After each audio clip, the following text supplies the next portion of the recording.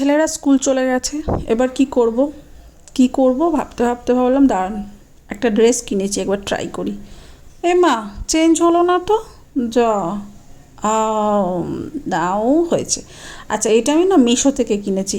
না না না, কোনো অ্যাড করছি না, আমাকে মিশোর জন্য কোনো পেমেন্ট দেয়নি। বাট হ্যাঁ, মিশো থেকে ড্রেসটা কিনেছি, আমার রিয়েলি খুব ভালো লেগেছে, দারুণ লেগেছে। আর আমার মনে হচ্ছে ফিটিংসটা আমার ভালোই হয়েছে, মানে খুবই ভালো হয়েছে। তো আপনাদের কি মনে হচ্ছে ফিটিংস নিয়ে, সেটা একটু বললেও, ইচ্ছা থাকলে একটু বলবেন। একটু সাজগোজ না করলে হয়? দাঁড়ান, চলে এসেছি সাজতে ড্রেসিং টেবিলের সামনে। না, আমি কোনো মেকআপ করি না, কারণ হচ্ছে আমি মেকআপ করতে জানি না। মানে বললে হয়তো আপনাদের মনে হচ্ছে যে আমি বাজে কথা বলছি, সত্যি বলছি, আমি কোনো বাজে কথা বলছি না। আমি রিয়েলি মেকআপ করতে জানি না, আমার কাছে মেকআপের কোনো কিচ্ছু নেই।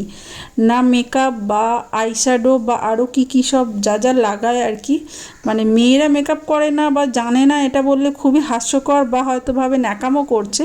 বাট রিয়েলি আমি কোনো ন্যাকামো করছি না। আমি মানে ঘরের বাজার দোকান থেকে শুরু করে আপ টু বিয়েবাড়ি পর্যন্ত অল টাইম একটা জিনিসই মাখি, একটাই, যেটা হচ্ছে সানস্ক্রিন। এখন মাখছি এইটাই, মানে বিয়েবাড়ি গেলেও যা, আর বাজার গেলেও তা, সবই।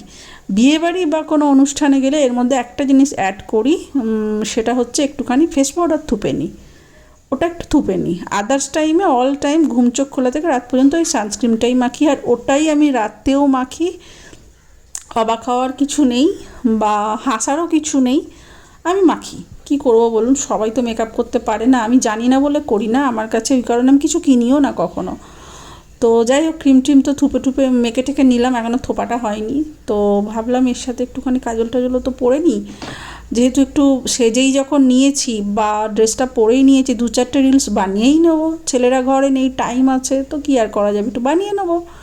যার জন্য একটুখানি সেজে নিলাম, একটু লিপস্টিক, একটু কাজল, এইটুকুই তো সাজ। একটু সেজে নিলাম চটপট, আর খুব চটপট হয়ও, যার কারণে আমি আমার ছেলের থেকেও তাড়াতাড়ি রেডি হই, কারণ আমার 2 মিনিটও সময় লাগে না, ক্রিম তো অল টাইম মেখেই থাকি। আর ওই যে বললাম, কোনো তো জানি না মেকআপ ফেকআপ, ক্রিম মেখেই থাকি, ড্রেস পরলাম, কাজল, লিপস্টিক, আর এই থোপার ব্যাপারটা এই যে থুপে নিলাম একটুখানি, ব্যাস হয়ে গেল আমার। এটাই মেকআপ, এটাই সাজ, এটাই আমার বাজার টু বিয়ে বাড়ির সাজ একদম। তো কেমন লাগছে বলবেন, বাজে লাগলেও জানি, ঠিক আছে চলুন, যেমন লাগছে লাগছে। তো এই হয়ে গেল। এবারে ভাবলাম কি চুলটা কি করা যায়, একটুখানি এদিক ওদিক করে দেখে নিচ্ছি, কারণ আফটার তো রিলস বানাতে হবে। তো রিলস বানানোর জন্য একটু এদিক ওদিক করে দেখে নিলাম, আর বন্ধ করলাম। ড্রেসিং টেবিলের দরজাটা খোলা ছিল। যাক, এই হারটা মনে হয় এর সাথে একটু যাচ্ছে, তাই না? কেমন লাগছে একটু বলবেন হ্যাঁ কমেন্টে। 2-4টে রিলস বানিয়ে নিই, হ্যাঁ, ওকে, বাই।